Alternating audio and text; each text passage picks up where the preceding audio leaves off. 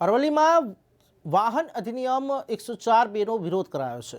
Driver association દ્વારા કાયદાનો આ વિરોધ કરાયો છે। ભિલોડામાં ટ્રક ડ્રાઈવરોએ આ વિરોધ નોંધાવ્યો છે, ત્યારે ટ્રક ડ્રાઈવરોએ હડતાલ પાડીને વિરોધ નોંધાવ્યો છે।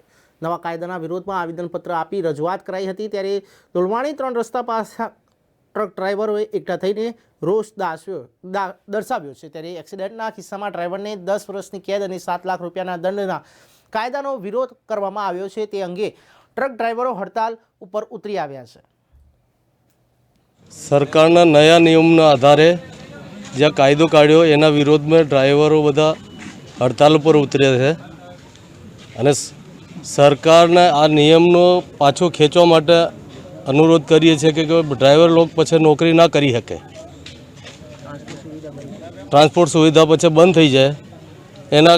એના વિરોધમાં મામલતદાર કચેરીએ સાહેબને આવેદનપત્ર આપવા આવીએ છીએ। અમે સરકારને જે કાળા કાયદા કાનૂન જે બનાવ્યો છે એ ખોટો છે।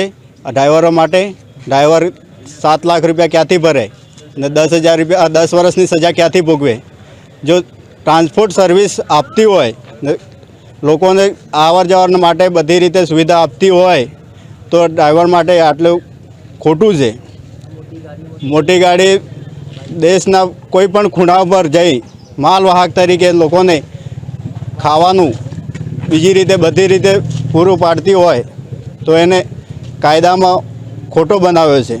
સરકારે જે કાયદો કાઢ્યો છે ડ્રાઈવર માટે એના વિરુદ્ધ છીએ અમે। 10 વર્ષની સજા, 7 લાખ રૂપિયા દંડ, એના કોઈ સહમત નથી।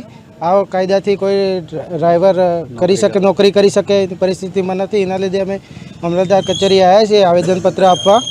એના વિરુદ્ધ છીએ સબ ડ્રાઈવર સહમતિથી।